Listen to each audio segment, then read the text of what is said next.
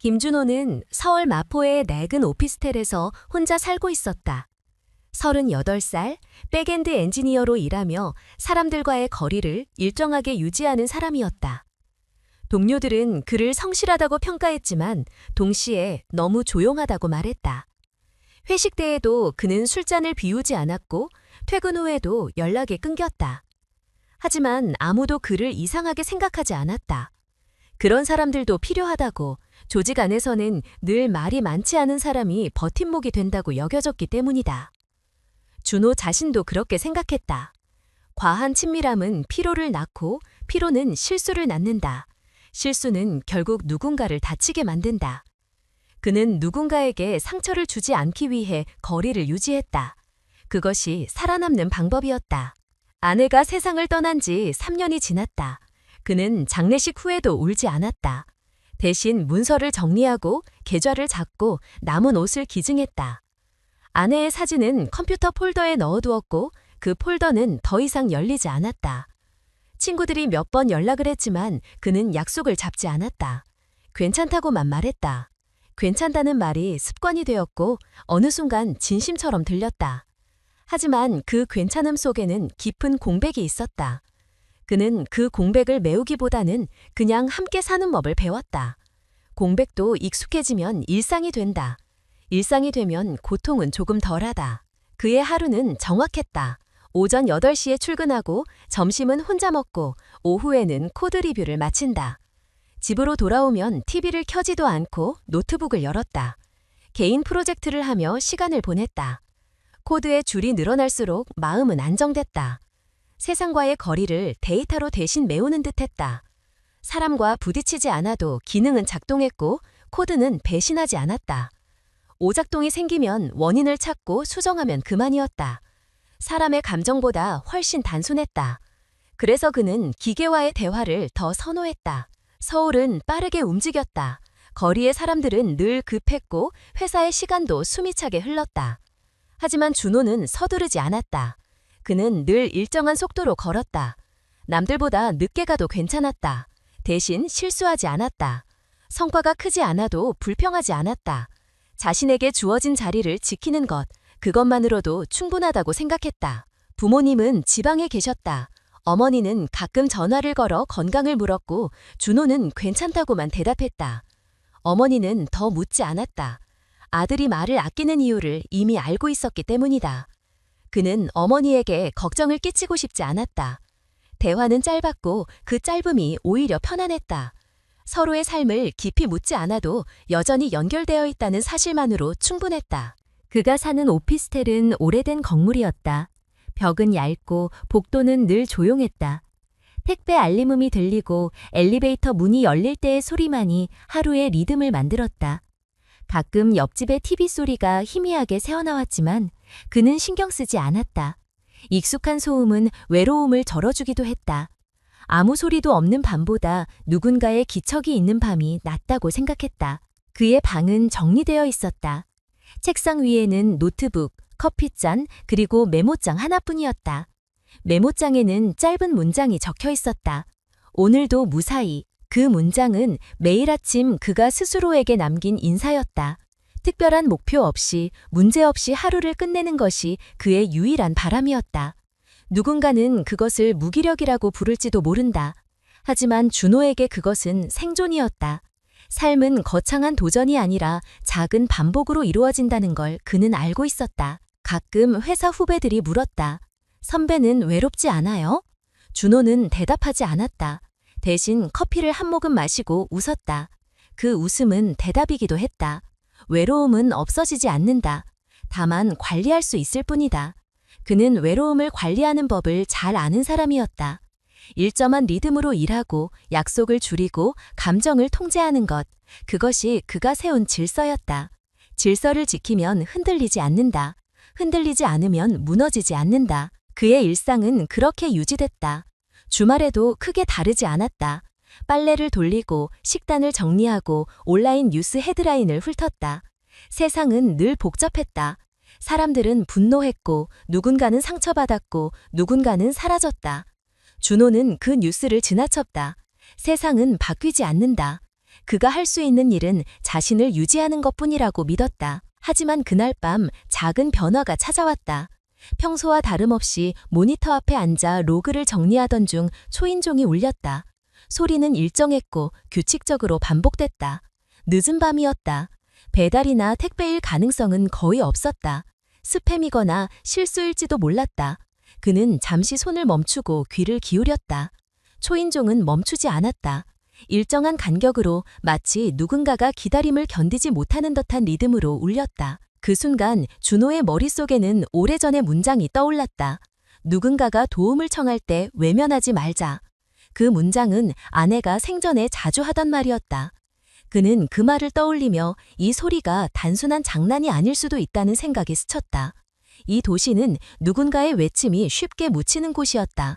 남의 일에 끼어들지 않는 것이 미덕으로 여겨졌고 무관심이 생존의 방식이 되었다. 하지만 어떤 밤에는 그 무관심이 누군가의 마지막이 되기도 한다는 걸 그는 알고 있었다. 초인종은 3번째로 울렸다. 간격은 점점 짧아지고 있었다. 준호는 눈을 감고 잠시 생각했다. 문을 열지 않아도 그의 삶은 그대로일 것이다. 하지만 그 소리를 외면한다면 어쩌면 다시는 자신의 기준을 믿지 못하게 될지도 몰랐다. 조용히 살아온 세월 동안 그는 단 하나의 기준만은 지켜왔다. 누군가의 절박함을 모른 척하지 말자. 초인종은 여전히 울리고 있었다. 그 소리에는 두려움보다는 절실함이 있었다. 준호는 그 리듬을 들으며 깨달았다. 이건 광고의 소리가 아니었다. 누군가가 정말로 도움을 청하고 있었다. 그는 자리에서 일어나지 않았다. 대신 마음속에서 결심이 내려졌다. 그 결심은 단순했다. 이번엔 외면하지 않겠다. 그의 삶은 조용했지만 그 조용함 속에서 무언가가 움직이기 시작했다. 문이 열리자 작은 그림자가 떨리는 목소리로 말을 꺼냈다. 엄마가 아파요. 누가 때렸어요. 도와주세요. 그 말이 공기를 가르며 들어왔다. 준호는 대답하지 못했다. 아이의 목소리에는 울음이 없었다. 대신 다 타버린 절망의 잔향만이 남아있었다. 그 침착함이 오히려 공포처럼 들렸다. 문 앞에 선 아이는 7살쯤 되어 보였다. 얇은 옷차림, 손에 쥔 건 낡은 인형 하나뿐이었다.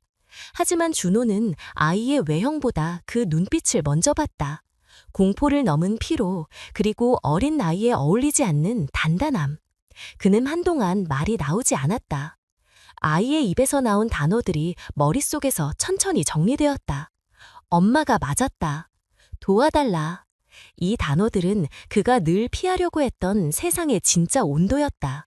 회사에서 마주치는 문제들은 코드로 해결됐지만 지금 이 문 앞의 문제는 논리로 다룰 수 없었다. 이름이 뭐니? 준호의 목소리는 낮고 조심스러웠다. 할인이요. 엄마 이름은 민서예요. 그 이름이 입안에서 굳었다. 민서, 낯설지 않았다. 그 이름을 회사 근처 편의점 영수증에서 본 적이 있었다. 가끔 마주치던 편의점 직원, 조용하고 늘 피곤해 보이던 여자였다. 그 아이의 엄마였다. 준호는 잠시 눈을 감았다. 머릿속이 무겁게 울렸다. 이 상황에 개입하는 순간 평소 지켜온 모든 균형이 깨질 것이다. 회사 사람들은 그를 이상하게 볼 수도 있고 경찰에 신고해야 할 수도 있었다. 하지만 눈앞의 아이는 그런 계산을 기다릴 시간이 없었다. 그는 조용히 고개를 끄덕였다. 어디 있니, 네 엄마? 집이에요. 근데 문을 못 열어요. 움직이지 않아요. 그 대답은 너무 구체적이어서 오히려 차가웠다. 준호는 옷을 걸치고 문을 잠갔다. 아이는 조용히 그의 옆을 걸었다. 겨울의 공기는 차가웠지만 그 추위보다 더 선명하게 느껴지는 것은 아이의 침묵이었다. 하리는 울지 않았고 묻지도 않았다. 그 침묵이 준호의 마음을 흔들었다. 그는 이 도시에서 오랫동안 침묵으로 살아왔다. 하지만 지금 이 순간 아이의 침묵은 그가 알고 있던 침묵과는 달랐다. 그것은 두려움 속에서 만들어진 절박한 침묵이었다. 아이가 안내한 곳은 낡은 원룸 건물이었다. 건물 입구에는 아무 불도 켜져 있지 않았다. 계단을 오르는 동안 준호는 숨을 고르며 생각했다. 만약 정말 위험한 상황이라면 경찰을 부르는 게 맞을까? 하지만 이미 문 앞에 도착했다. 그 생각은 늦었다. 문은 닫혀 있었지만 잠겨 있지는 않았다. 문을 살짝 밀자 안쪽에서 희미한 냄새가 났다. 낡은 방 안 바닥에 누운 여자가 있었다. 아이의 말대로였다. 몸에 멍이 퍼져 있었고 의식이 희미해 보였다. 준호는 천천히 다가가 말을 걸었다. 민서 씨, 들리세요? 여자는 미세하게 눈을 떴다. 숨이 거칠었다. 가지 마세요. 누가 보면. 그 말은 절반쯤 끊겼다. 준호는 그 순간 이해했다. 이건 단순한 폭행이 아니라 반복된 폭력이었다. 그녀의 말투, 그 두려움의 방향, 그리고 아이의 침착함이 모든 것을 말해주고 있었다. 그는 더 이상 망설이지 않았다. 민서를 부축해 일으켰다. 병원에 가야 합니다. 그녀는 머리를 저었다. 남편이 알면 더. 그 말이 끝나기도 전에 준호는 짧게 말했다. 지금은 그게 중요하지 않아요. 그녀의 거부감은 오래가지 않았다. 체념과 고통이 이미 한계에 다다른 듯했다. 준호는 자신의 외투를 벗어 덮고 아이에게 말했다. 따라오렴. 그들은 계단을 내려갔다. 발자국 소리 외에는 아무 소리도 없었다. 택시를 잡는 동안 민서는 아무 말도 하지 않았다. 입술은 희미하게 갈라져 있었고 눈은 감긴 채였다. 하리는 조용히 엄마의 손을 잡고 있었다. 준호는 운전기사에게 병원 이름을 말하며 손에 힘이 들어갔다. 자신이 지금 무엇을 하고 있는지 명확히 알았다. 계획된 행동이 아니었다. 그냥 해야 할 일. 병원에 도착했을 때 응급실 불빛이 그들의 얼굴을 비추었다. 접수원이 이것저것 묻자 준호는 대신 대답했다. 이름, 주소, 연락처. 민서는 그저 숨을 고르고 있었다. 의사가 들어와 상태를 확인하자 준호는 잠시 밖으로 나왔다. 복도 끝에서 할인이 앉아 있었다. 그의 눈동자는 텅 비어 있었다. 준호는 그 앞에 앉았다. 괜찮아질 거야. 그 말은 위로라기보다는 다짐이었다. 자신에게도 아이에게도. 의사가 나와 말했다. 큰 위험은 없지만 며칠은 안정이 필요합니다. 경찰 신고는 하셨나요? 준호는 잠시 침묵했다. 아직요. 조금만 기다려주세요. 그는 알고 있었다. 신고하면 폭력의 고리는 멈출 수도 있지만 그 후의 삶은 더 험해질 수도 있다는 걸. 세상은 늘 피해자에게 먼저 질문을 던졌다. 왜 참았냐고, 왜 도망치지 않았냐고. 그날 밤 병실 옆 의자에 앉아있던 준호는 생각했다. 자신이 이 일에 왜 휘말렸는가. 그냥 문을 닫았다면 아무 일도 없었을 것이다. 하지만 그 문을 닫을 수 없었다. 그는 오랫동안 아무에게도 마음을 열지 않았다. 그건 편했지만 동시에 자신을 무력하게 만들었다. 오늘 아주 작게나마 그는 그 벽을 넘어섰다. 민서는 깊은 잠에 빠져 있었다. 얼굴에는 피로가 남아 있었지만 고통의 그림자는 조금 옅어 보였다. 하리는 의자에서 잠들어 있었다. 그 모습을 바라보며 준호는 오래전 기억을 떠올렸다. 병원 냄새, 차가운 공기, 그리고 아내의 마지막 날. 그때 그는 아무것도 하지 못했다. 이번엔 달랐다. 누군가를 잃지 않기 위해 움직였다. 그 작은 차이가 지금의 자신을 구하고 있었다. 시계는 새벽을 가리켰다. 병실 불빛은 여전히 희미했다. 준호는 조용히 자리에서 일어나 창가로 향했다. 밖에는 도시의 불빛이 번지고 있었다. 그는 자신이 이 순간 어디로 가고 있는지 몰랐다. 하지만 분명한 건 이전으로 돌아갈 수 없다는 사실이었다. 그의 삶은 오늘부터 달라질 것이다. 문을 열었던 그 순간처럼 다시 닫을 수 없는 길 위에 서 있었다. 민서가 병원에 입원한 지 사흘째 되는 날, 의사는 퇴원을 권했다. 몸의 상처는 어느 정도 아물었지만 마음의 상처는 치료 대상이 아니었다. 병원에서는 며칠간 보호시설을 알아보겠다고 했지만 민서는 고개를 저었다. 그냥 나가고 싶어요. 목소리는 조용했지만 단호했다. 준호는 잠시 생각하다가 말했다. 그럼 우리 집에 오세요. 며칠만이라도. 민서는 대답하지 않았다. 그러나 아이 할인이 그의 옷자락을 잡고 고개를 끄덕였다. 준호의 집으로 돌아온 세 사람의 공기는 묘하게 낯설었다. 오피스텔은 원래 조용했지만 이번의 조용함은 다른 의미였다. 그는 침묵에 익숙했지만 지금의 침묵은 누군가의 숨결이 섞여 있었다. 하리는 아무 말 없이 방 한쪽 구석에 앉았고 민서는 그 옆에 앉아 무릎을 모았다. 준호는 커피포트를 올려놓고 작은 목소리로 말했다. 이건 오래 있을 곳은 아니지만 잠깐은 괜찮을 거예요. 민서는 고개를 숙였다. 민폐 끼쳐서 죄송해요. 그 말에 준호는 짧게 답했다. 도움은 민폐가 아니에요. 그 짧은 문장은 방 안에 오래 남았다. 그날 밤 세 사람은 거의 말을 하지 않았다. 하리는 지쳐 잠들었고 민서는 눈을 감았지만 쉽게 잠들지 못했다. 준호는 책상 앞에서 일을 하며 가끔 뒤를 돌아봤다. 침대 위에 누워있는 모녀의 모습은 조용했지만 그 속에는 수많은 생각이 뒤섞여 있는 듯했다. 다음 날 아침 민서는 천천히 일어나 식탁에 앉았다. 손에는 상처 자국이 아직 남아 있었다. 일하셔야 할 텐데 이렇게 신세를 져도 될까요? 준호는 커피를 내리며 대답했다. 이미 시작했어요. 걱정 마세요. 그녀는 그 말을 듣고 잠시 입을 다물었다. 감사의 말 대신 조용히 손을 모았다. 며칠이 지나면서 하리는 점점 익숙해졌다. 준호가 퇴근할 때마다 문 앞까지 뛰어나와 왔어요? 라고 묻곤 했다. 아이의 웃음은 어색했지만 그 안에는 새로운 안정감이 있었다. 준호는 대답 대신 미소만 지었다. 말보다 그 미소가 아이를 안심시켰다. 그러나 시간이 지나면서 그들의 존재는 조용히 세상에 스며들었다. 어느 날 준호가 회사를 마치고 근처 마트에서 장을 보고 있는데 편의점에서 함께 일하던 직원이 그를 불렀다. 어제 민서 씨 본 거 맞죠? 그분 요즘 어디서 지내요?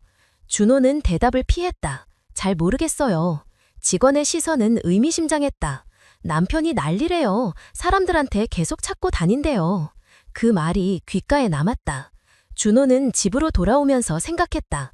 세상은 언제나 한쪽 이야기만 듣는다. 그리고 그 이야기를 퍼뜨리며 판단을 내린다. 그는 그런 세상에서 오랫동안 조용히 살아왔고 조용히 사는 것이 가장 안전하다고 믿었다.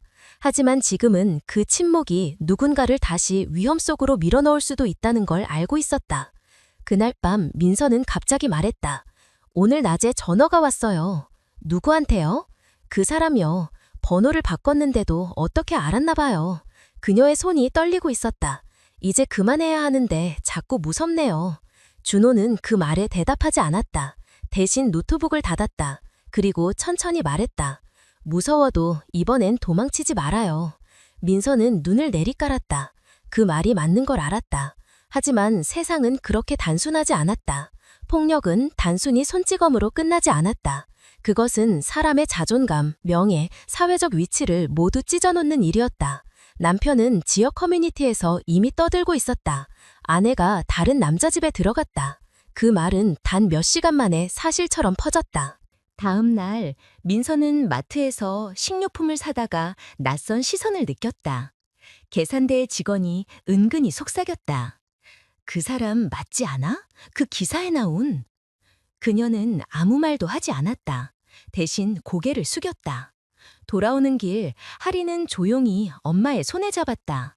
아이는 이유를 몰랐지만 엄마의 표정이 아파 보인다는 걸 느꼈다.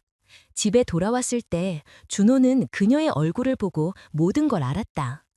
오늘 무슨 일 있었어요? 아니요, 그냥 사람들이 알고 있대요. 그 말은 짧았지만 그 안에는 두려움과 수치 그리고 체념이 섞여 있었다. 준호는 한동안 아무 말도 하지 않았다. 그는 늘 침묵으로 살아왔지만 지금은 그 침묵이 무기력하게 느껴졌다. 그는 마음속으로 중얼거렸다. 이건 내 일이 아니다. 하지만 곧 다른 생각이 뒤따랐다. 이건 이미 내 일이 되어버렸다. 다음 날 아침 그는 출근길을 포기하고 경찰서로 향했다. 폭력 신고서를 접수했고 피해자 보호 요청서를 함께 냈다. 담당 형사는 짧게 말했다. 가해자가 되오자면 조사에 시간이 좀 걸릴 겁니다. 준호는 그 말을 듣고도 대꾸하지 않았다. 그는 단지 서류에 사인을 했다. 그날 오후 그는 회사에서 관리자에게 불려갔다. 준호 씨, 혹시 민서 씨랑 무슨 관계예요? 그 질문은 이미 소문이 퍼졌다는 걸 의미했다. 그는 잠시 숨을 고르며 말했다. 도와줬을 뿐입니다. 관리자는 고개를 끄덕였지만 그 표정에는 의심이 섞여 있었다. 회사 내에서는 사적인 문제로 오해받을 수 있으니까 조심하세요. 회사 복도로 돌아오며 그는 이상한 고립감을 느꼈다. 세상은 언제나 사실보다 이야기를 믿었다. 그리고 그 이야기는 언제나 불편한 진실을 덮는다. 그는 그게 얼마나 무서운 일인지 알고 있었다. 그날 밤 민서는 조용히 물었다. 회사에서 뭐라 하지 않았어요? 괜찮아요. 괜찮다는 말 자주 하시네요.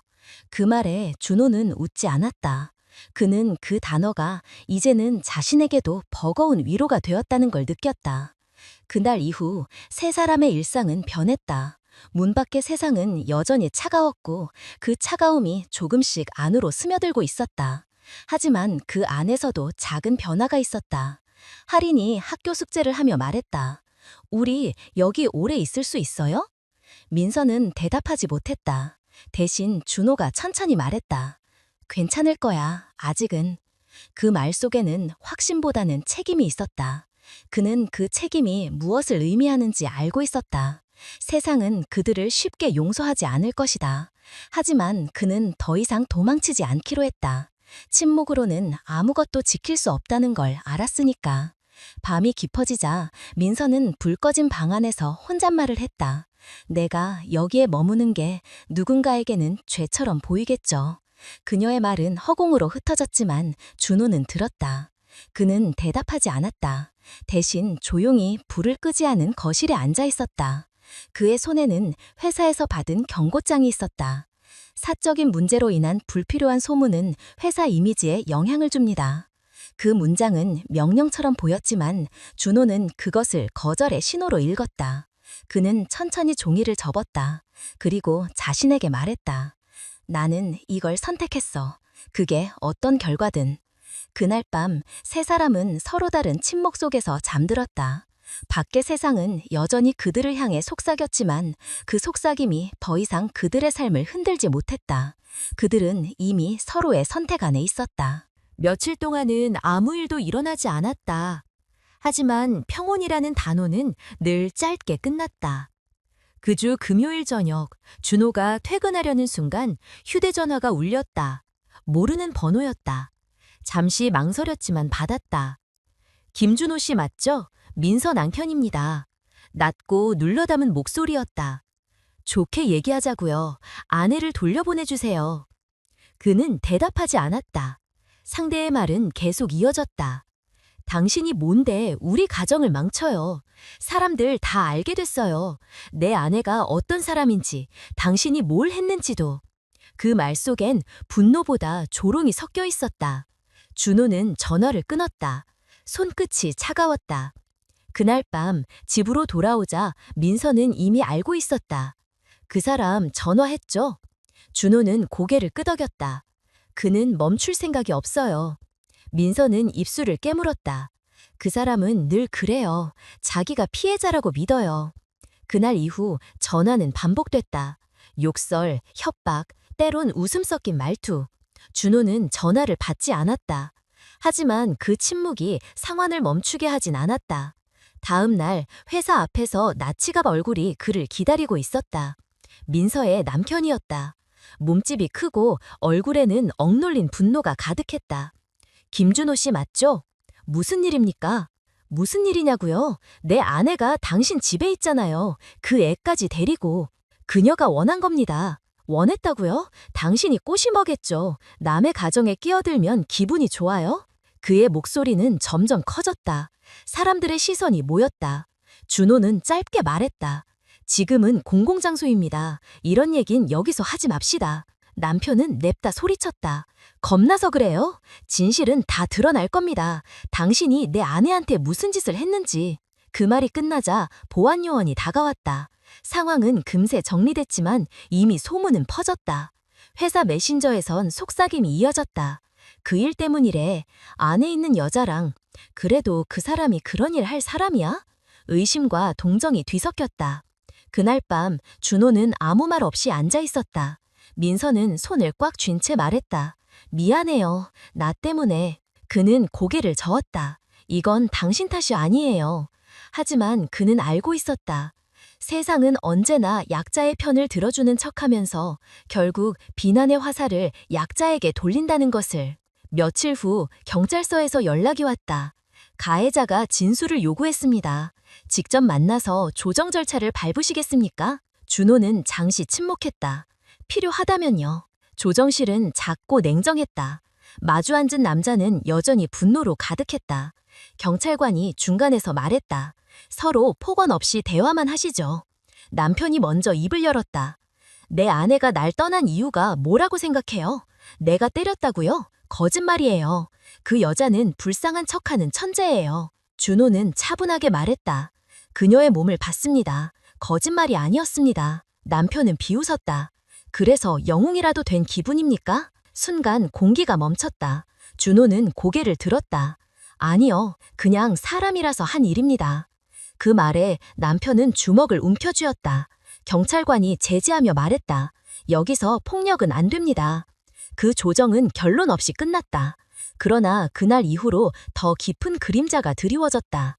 준호의 회사에는 민서 남편이 보낸 익명의 메일이 돌았다. 가정 파괴자 김준호의 실체, 첨부된 사진 몇 장, 맥락 없는 문장들. 하지만 그것만으로도 충분했다. 며칠 후 인사팀에서 불렀다. 회사 이미지에 문제가 되고 있습니다. 당분간 휴직을 권유합니다. 그는 아무 말도 하지 않았다. 서류에 사인을 하고 자리로 돌아왔다. 책상 위에는 팀 동료가 남긴 메모 한 장이 있었다. 힘내요. 그 단어가 오히려 비수처럼 꽂혔다. 그날 저녁 그는 빈손으로 집에 돌아왔다. 문을 열자 할인이 반갑게 달려왔다. 삼촌, 오늘은 빨리 왔어요. 그는 대답 대신 아이의 머리를 가볍게 쓰다듬었다. 민서는 눈치를 챘다. 무슨 일 있었죠? 괜찮아요. 그냥 잠시 쉴 생각이에요. 회사에서요? 그는 고개를 끄덕였다. 그녀는 아무 말도 하지 않았다. 대신 깊은 한숨을 내쉬었다. 그날 밤 두 사람은 늦게까지 말이 없었다. 준호는 창가에 앉아 있었다. 민서는 부엌에서 조용히 물을 끓였다. 두 사람 사이엔 피로와 불안이 얇게 깔려 있었다. 그 침묵은 이전과 달랐다. 이제는 두려움보다 책임이 더 무거웠다. 며칠 뒤 문이 두드려졌다. 이번에는 초인종 아니라 무거운 주먹 소리였다. 준호가 문을 열자 경찰 2명이 서 있었다. 김준호 씨 되시죠? 신고가 접수됐습니다. 민서 씨를 불법으로 감금하고 있다는 내용입니다. 그는 멍해졌다. 뭐라고요? 경찰은 절차적으로 말했다. 확인만 하겠습니다. 협조해 주세요. 민서는 아이와 함께 문틈으로 나왔다. 경찰은 상황을 살피고 금세 판단했다. 오해 같습니다. 하지만 이미 늦었다. 복도에는 이웃 몇 명이 서 있었다. 그들의 눈빛은 호기심과 불신으로 가득했다. 문이 닫히자 민서는 조용히 주저앉았다. 이제 그만해야 할 것 같아요. 무슨 뜻이에요? 이젠 도망칠 곳도 없고 믿을 사람도 없어요. 나 때문에 당신 인생까지 무너지고 있잖아요. 준호는 짧게 말했다. 난 선택했어요. 당신을 지키기로. 그녀의 눈이 흔들렸다. 그 선택이 옳다고 생각하세요? 옳은지는 몰라요. 하지만 지금은 필요해요. 그날 밤 민서는 방 안에서 조용히 전화를 걸었다. 저예요. 당신이 원하는 대로 할게요. 다만 아리는 건드리지 마요. 그녀는 통화를 끝내고 천천히 눈을 감았다. 문 밖에서 준호는 아무 말 없이 서 있었다. 그는 모든 걸 들었다. 새벽이 다가올 즈음 그는 노트북을 열었다. 폭력 피해자 지원센터, 보호명령 신청 절차, 임시숙소, 화면 속 단어들이 하나씩 그의 결심을 굳혔다.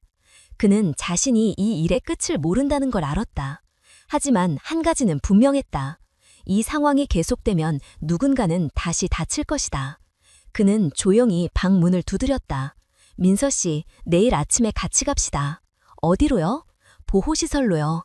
혼자선 버틸 수 없어요. 민서는 한참을 침묵하다가 작게 대답했다. 알겠어요. 그 대화가 끝난 후 두 사람은 아무 말도 하지 않았다. 창밖이 밝아오고 있었다. 세상은 변하지 않았다.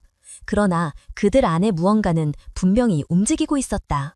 준호는 마지막으로 커피를 내리며 속으로 말했다. 오늘도 괜찮다고 말하겠지만 그건 진짜 괜찮아서가 아니다. 그래도 해야 하니까. 그리고 그렇게 또 하루가 시작되었다. 아침이 되자 민서는 준비를 마쳤다. 하리는 가방을 메고 조용히 서 있었다. 준호는 마지막으로 문을 잠그며 말했다. 시설 쪽에서 오후에 오라고 했습니다. 조금만 기다립시다. 세 사람은 함께 버스를 탔다. 창밖으로 스치는 도시의 소음이 낯설게 들렸다. 민서는 창문을 바라보며 중얼거렸다. 이제 정말 끝이겠네요. 준호는 대답하지 않았다. 끝이라는 단어는 너무 쉽게 말하기엔 무거웠다. 시설 직원은 친절했다. 당분간 이곳에서 지내실 수 있습니다. 법적 절차가 진행되는 동안 외부와의 연락은 최소화하는 게 좋습니다. 민서는 고개를 끄덕였다. 하리는 손을 꼭 잡고 있었다. 준호는 서류에 사인을 했다. 직원이 물었다. 보호자분은 따로 연락 가능한가요? 그는 짧게 대답했다. 제가 담당하겠습니다. 모든 절차가 끝난 후 민서는 잠시 그를 바라봤다. 이젠 여기까지만 해요. 더 이상은 힘들 것 같아요. 그 말은 부탁이 아니라 결심처럼 들렸다. 준호는 천천히 고개를 끄덕였다. 알겠습니다. 하지만 그 한마디가 가슴 깊은 곳에서 무겁게 내려앉았다. 그는 돌아서는 대신 복도 끝까지 걸었다. 발걸음은 느렸고 마음은 무거웠다. 문을 나서자 차가운 공기가 얼굴을 스쳤다. 그는 스스로에게 물었다. 이게 옳은 선택일까? 그 질문은 대답이 없는 질문이었다. 며칠 동안 그는 아무 일도 하지 않았다. 회사로부터 연락은 오지 않았고 주변의 관심도 사라졌다. 휴대폰 알람조차 울리지 않는 밤들이 이어졌다. 그러나 그 고요 속에서도 어떤 습관은 남아있었다. 아침이면 무심코 커피를 내리고 노트북을 켜고 민서의 이름이 들어간 메일함을 열었다. 아무것도 없다는 걸 알면서도. 일주일쯤 지났을 때 보호시설 담당자로부터 전화가 왔다. 민서 씨 상태가 조금 불안정합니다. 잠을 잘 못 주무시고 아이도 계속 불안해합니다. 혹시 시간 되실 때 한번 방문해 주실 수 있을까요? 준호는 잠시 망설였다. 그가 나서는 게 도움이 될까? 아니면 더 복잡하게 만들까? 하지만 결국 그는 대답했다. 가겠습니다. 시설의 문을 열자 민서는 놀란 듯 일어섰다. 왜 오셨어요? 직원분이 부탁하셨습니다. 그냥 걱정돼서요. 그녀는 한숨을 내쉬었다. 여기선 다들 괜찮다고 말해야 하는 곳이에요. 근데 괜찮지가 않아요. 준호는 잠시 말을 잃었다. 그녀의 눈동자 속에는 피로와 두려움이 뒤섞여 있었다. 그 사람이 아직도 전화를 해요. 번호를 바꿔도 계속 찾아요. 꿈에서도 나와요. 눈을 감으면 또 그 집 냄새가 나요. 그 말에 준호는 조용히 앉았다. 이젠 도망이 아니라 방어가 필요합니다. 법원에 보호명령 신청을 같이 하죠. 민서는 고개를 숙였다. 그게 나한테 가능할까요? 가능해요. 이번엔 혼자가 아니니까. 그 말은 길지 않았지만 그녀의 표정이 조금 바뀌었다. 오랜만에 아주 미세한 안도감이 스쳤다. 며칠 뒤 두 사람은 법원에 함께 갔다. 담당 판사는 서류를 넘기며 물었다. 가해자와 연락이 있었습니까? 민서는 떨리는 목소리로 대답했다. 계속 협박 전화가 왔습니다. 준호는 증인으로 서서 말했다. 그녀는 스스로를 지킬 수 없는 상황이었습니다. 그게 전부입니다. 그 말은 담담했지만 판사의 눈빛이 잠시 멈췄다. 결정문이 내려졌다. 100m 이내 접근 금지, 연락 금지 명령. 종이 한 장에 불과했지만 그 안엔 세 사람의 지난 시간을 버텨온 무게가 담겨 있었다. 법정을 나오는 길 민서는 조용히 말했다. 이제 진짜 끝인가요? 준호는 잠시 멈췄다가 대답했다. 끝이 아니라 시작일 수도 있죠. 그날 밤 그는 오랜만에 맥주 한 캔을 열었다. 작은 방 안에 남은 것은 고요뿐이었다. 그는 눈을 감고 생각했다. 처음 문을 열었던 그날로 돌아간다면 나는 여전히 문을 열었을까? 답은 여전히 같았다. 그렇다. 그건 후회가 아니었다.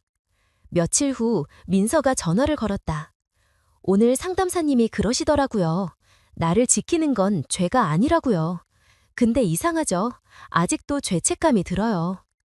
준호는 잠시 생각하다가 말했다. 그건 살아 있어서 그래요. 아픈 사람만이 그런 감정을 느낍니다.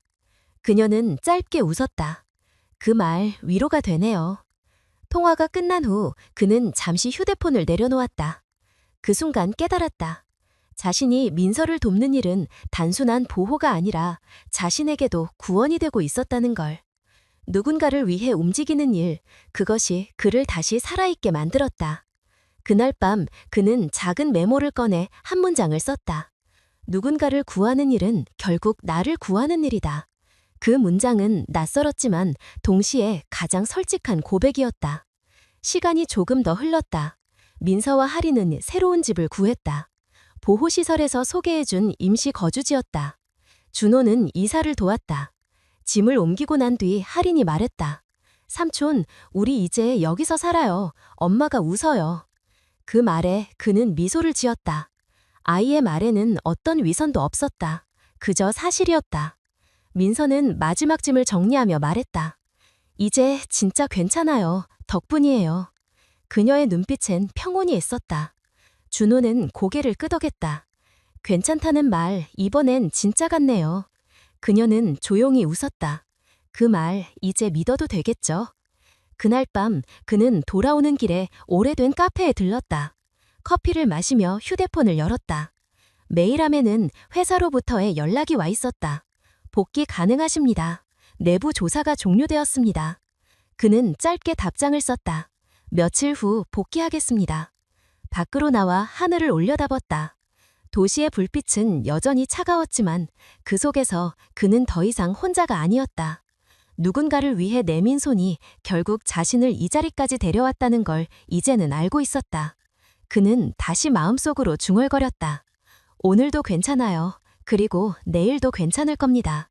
며칠이 지나고 민서는 새 집의 일상에 적응하려 애썼다. 작은 부엌에서 밥을 짓고 할인의 손을 잡고 학교를 오가며 하루를 쌓아갔다. 그 일상은 겉보기엔 평온했지만 그녀의 마음속엔 여전히 긴장이 남아있었다. 새로운 이웃들은 인사를 건넸지만 민서는 쉽게 웃지 못했다. 누군가의 시선이 자신을 따라오는 듯한 감각은 쉽게 사라지지 않았다. 그녀는 매일 새벽 눈을 떴다. 꿈속에서 들리던 목소리가 귓가에 남았다. 넌 절대 도망칠 수 없어. 그때마다 숨을 고르며 마음속으로 되뇌웠다. 이건 현실이 아니야. 여긴 안전해. 하지만 안전이라는 말은 아직 낯설었다. 준호는 가끔 찾아왔다. 할인의 숙제를 도와주거나 고장난 전등을 갈아주곤 했다. 그는 말을 아꼈다. 침묵이 민서를 안정시키는 걸 알았기 때문이다. 그런데도 그녀는 종종 그에게 물었다. 이제 우리 다른 사람들처럼 살 수 있을까요? 그는 잠시 생각하다가 말했다. 다른 사람들처럼이 아니라 그냥 당신답게 살면 됩니다.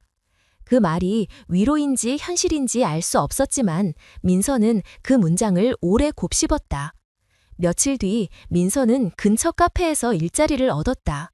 손님이 적은 오전 시간대 근무였다. 사장은 조용한 여성이었고 불필요한 질문을 하지 않았다.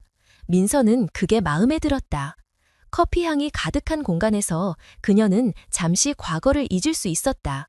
하지만 익숙한 이름이 들리면 심장이 멈췄다. 이름이 민서 씨라고요?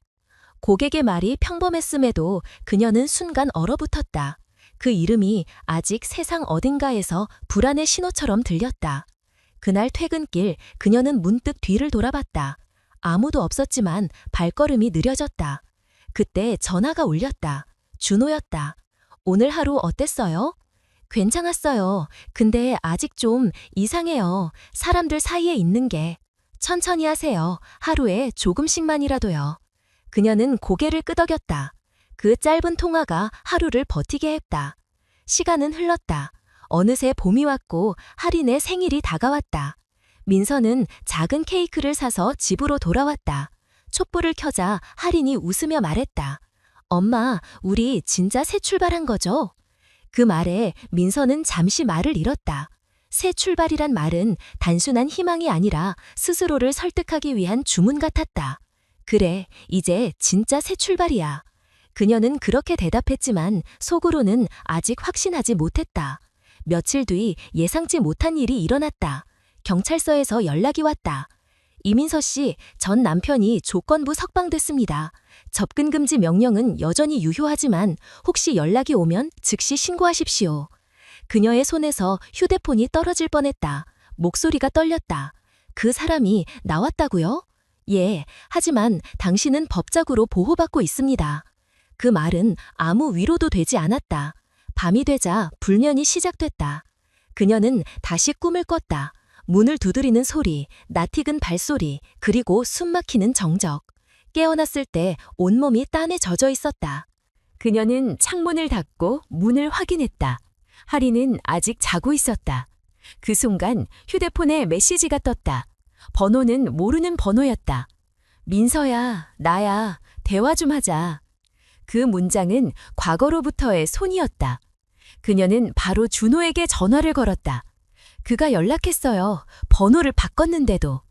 준호는 짧게 대답했다. 지금 경찰에 신고하세요. 제가 곧 갈게요. 민서는 경찰서에 신고를 하고 기록을 남겼다.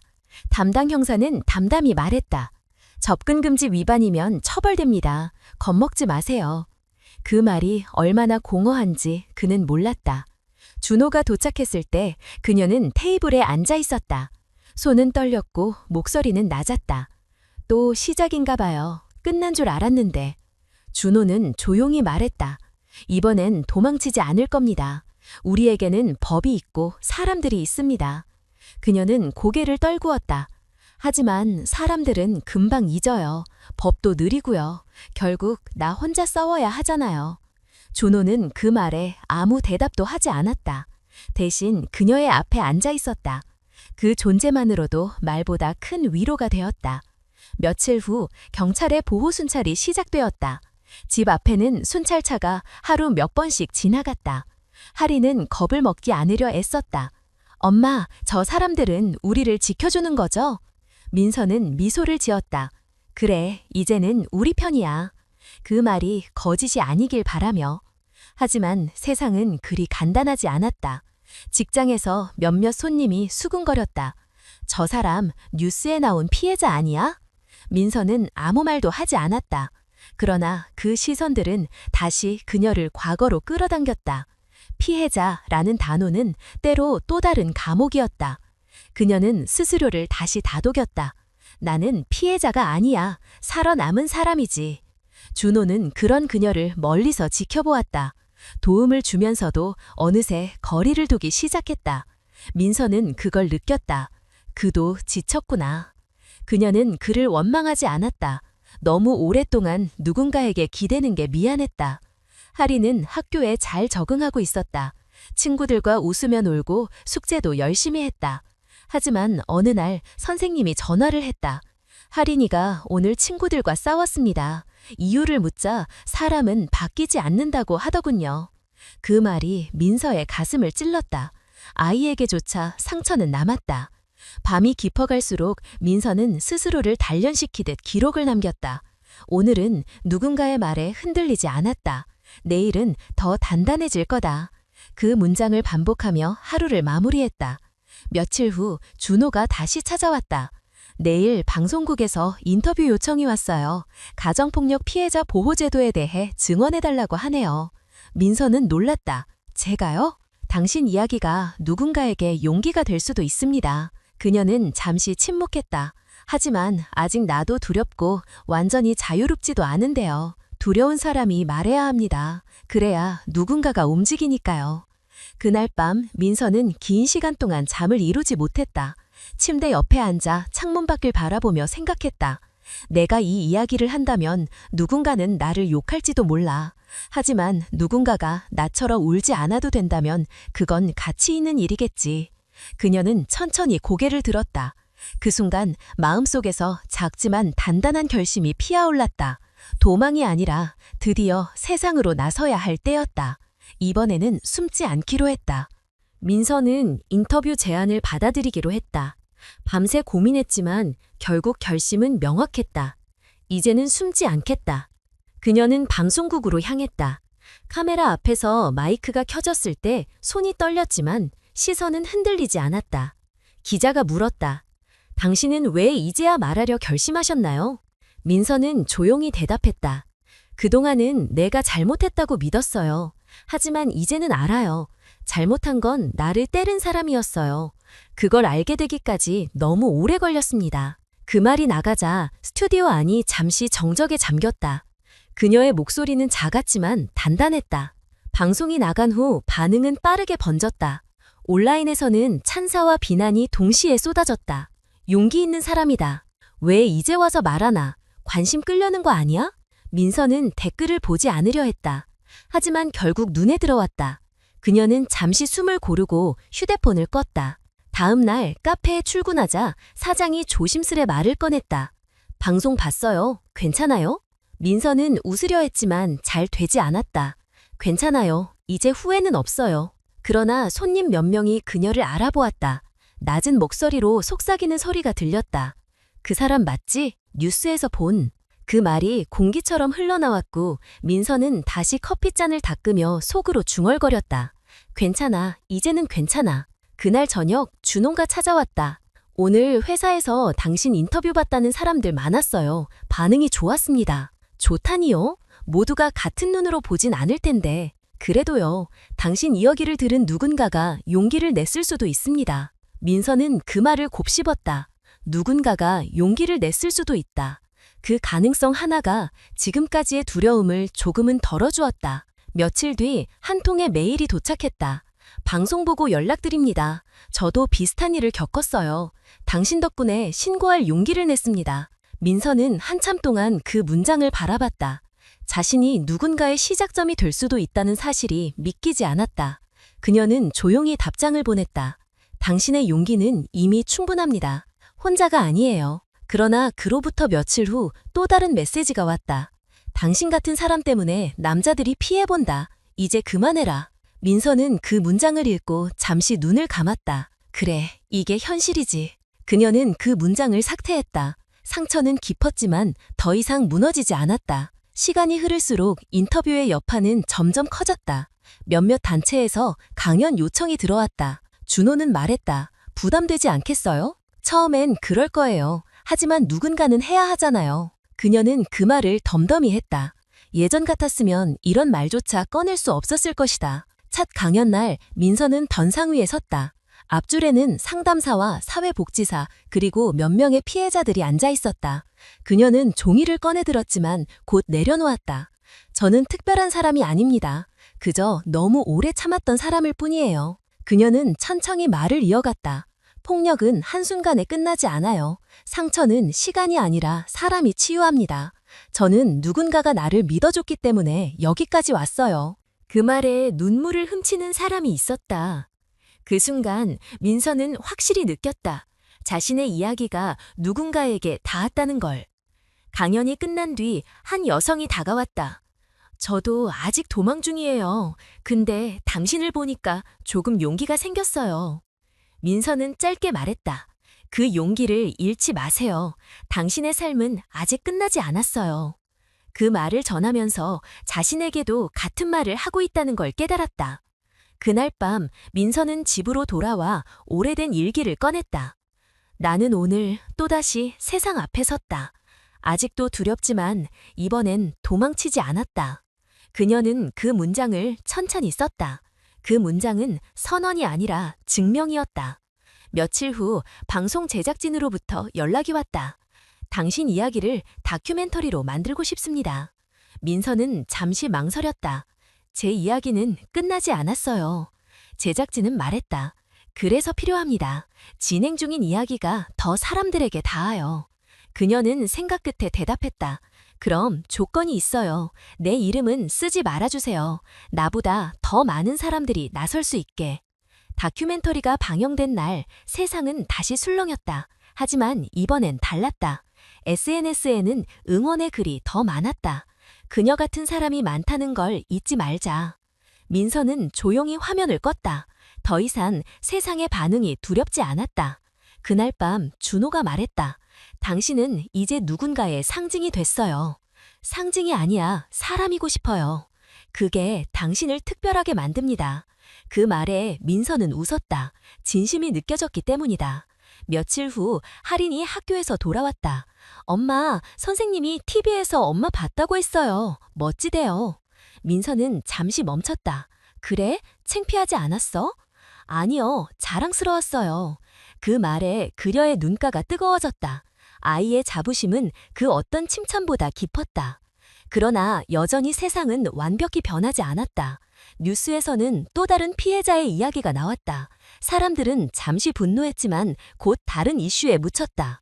민서는 그걸 보며 조용히 말했다. 결국 세상은 쉽게 변하지 않아요. 하지만 그래도 계속 말해야겠죠. 준호는 고개를 끄덕였다. 당신이 그렇게 했던 것처럼. 시간이 조금 더 흘렀다. 민서는 사회단체에서 정식 상담사로 일하게 되었다. 그녀의 일은 단순한 봉사가 아니었다. 폭력을 겪은 이들에게 현실적인 도움을 주고 새 삶을 설계하도록 도왔다. 상담을 마친 한 여성이 말했다. 당신을 만나서 다행이에요. 그 말에 민서는 미소를 지었다. 나도 그래요. 당신 덕분에 나도 잊지 않아요. 내가 왜 여기 있는지를. 그날 밤 그녀는 다시 일기를 썼다. 나는 여전히 두렵다. 하지만 이제 그 두려움이 나를 막지 않는다. 그리고 마지막 문장을 덧붙였다. 오늘 나는 누군가를 살렸다. 그리고 나 자신도. 그녀의 삶은 여전히 완전하지 않았다. 상처는 남아있었고 때로는 악몽도 찾아왔다. 하지만 그 모든 걸 끌어안고도 서 있을 수 있게 된 자신이 있었다. 그건 기적이 아니라 하루하루 쌓인 선택의 결과였다. 민서는 창밖을 바라보며 생각했다. 나는 피해자가 아니라 살아남은 사람이다. 그리고 오늘도 누군가의 시작이 될 수 있다. 그 생각이 그녀를 다시 앞으로 나아가게 했다. 시간은 어느새 몇 해를 흘렀다. 민서의 머리엔 잔주름이 생겼고 할인은 중학생이 되었다. 계절이 몇 번이나 바뀌는 동안 그들의 삶은 서서히 안정되어 갔다. 큰일은 없었다. 다만 잔잔한 일상이 이어졌다. 그 일상 속에서 민서는 자신이 조금씩 변하고 있다는 걸 느꼈다. 이젠 누군가의 시선을 두려워하지 않았고 길을 걸을 때도 고개를 숙이지 않았다. 하리는 학교에서 피아노를 배우기 시작했다. 엄마, 이번 학예회에서 연주할 거예요. 민서는 웃으며 대답했다. 좋네. 엄마가 제일 앞자리에서 들을게. 그 짧은 대화가 그녀에겐 세상 가장 평범하고 동시에 가장 소중한 순간이었다. 준호는 여전히 그녀의 곁에 있었다. 예전처럼 자주 만나진 않았지만 그 존재만으로도 든든했다. 그는 어느 날 문득 말했다. 이젠 제 역할이 끝난 것 같아요. 민서는 잠시 고개를 기울였다. 무슨 뜻이에요? 당신은 이젠 나 없어도 괜찮을 만큼 강해졌어요. 그 말은 이별 같았지만 동시에 성장의 증명이었다. 민서는 고개를 끄덕였다. 그렇네요. 그래도 고마웠어요. 그 말에 준호는 미소를 지었다. 이젠 당신이 누군가의 준호가 되면 됩니다. 그날 밤 민서는 오랜만에 옛 일기를 펼쳤다. 거기엔 떨리는 글씨로 적힌 과거의 자신이 있었다. 나는 왜 이렇게 약할까? 왜 아무도 믿어주지 않을까? 그 문장을 읽으며 그녀는 생각했다. 그때의 나, 그래도 잘 버텼다. 누군가의 도움이 없었다면 지금은 자신도 없었을 것이다. 하지만 그보다 더 중요한 건 결국 스스로 일어섰다는 사실이었다. 며칠 뒤 민서는 새로운 상담 프로그램을 맡게 되었다. 피해자뿐 아니라 가해자 교정 프로그램에도 참여하는 일이었다. 주변에서는 걱정했다. 그게 너무 위험하지 않아요? 그녀는 담담히 대답했다. 모두가 변할 수 있다는 걸 믿고 싶어요. 그 말엔 진심이 담겨 있었다. 첫 상담 날 그녀는 한 남자와 마주 앉았다. 그는 고개를 숙인 채 말했다. 제가 누군가에게 상처를 줬습니다. 그게 제 삶을 무너뜨렸어요. 민서는 조용히 대답했다. 그걸 인정했다면 이미 첫걸음은 내디뎠습니다. 그 말에 남자는 눈시울을 붉혔다. 그 모습을 보며 민서는 알았다. 상처는 방향만 다를 뿐 모두에게 존재한다는 걸. 상담을 마치고 나오는 길 그녀는 하늘을 올려다봤다. 과거의 그림자는 아직 완전히 사라지지 않았지만 더 이상 그 어둠이 그녀를 집어삼키진 않았다. 이제는 자신이 다른 누군가의 불안을 덜어주는 사람이 되어 있었다. 며칠 후 한 통의 편지가 도착했다. 민서 씨, 저예요. 예전에 당신 강연을 들었던 사람입니다. 그때 당신이 두려움이 나를 막지 않는다고 말했죠. 저도 이제 그 두려움을 넘었어요. 당신 덕분이에요. 그녀는 편지를 오래 바라보다가 조용히 접었다. 누군가를 바꾸는 일은 결국 나를 바꾸는 일이구나. 그 생각이 마음속에 퍼졌다. 어느 날 학교에서 할인이 상장을 받아왔다. 엄마, 선생님이 나중에 내 이야기를 글로 써보래요. 좋지. 어떤 이야기 쓸 거야? 우리 이야기요. 엄마가 세상에서 제일 용감하다고요. 그 말에 민서는 웃었다. 그 웃음은 지난 모든 세월의 눈물을 품고 있었다.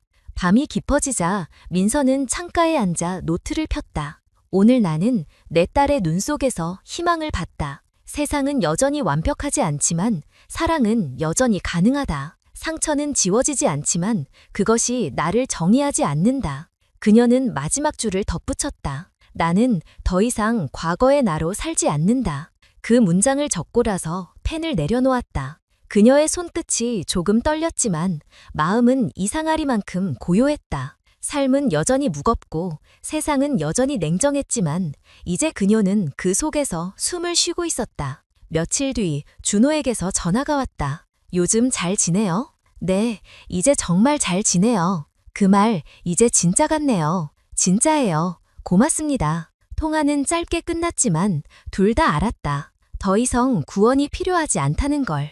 이제 각자의 자리에서 각자의 삶을 살아가야 한다는 걸. 그날 밤 민서는 할인과 함께 저녁을 먹었다. 엄마, 우리 여행 가요. 어디로? 그냥 아무 데나요. 새로 시작하는 느낌으로. 민서는 잠시 웃었다. 그래, 아무 데나 좋다. 그 말은 약속이 아니라 선언이었다. 더 이상 과거가 그들을 묶지 못한다는 선언.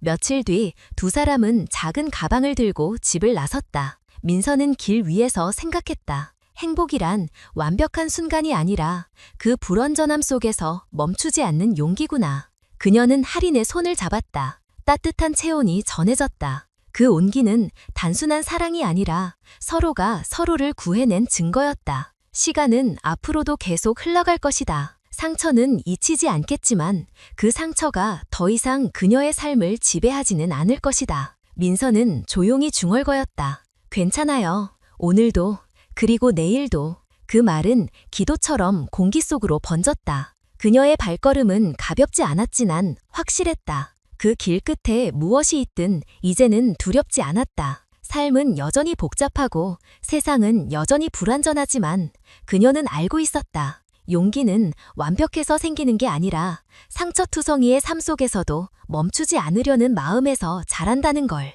그날 민서는 웃었다. 오래된 그림자들이 천천히 멀어지는 것을 느끼며. 오늘도 끝까지 이야기를 함께 들어주신 여러분께 진심으로 감사드립니다.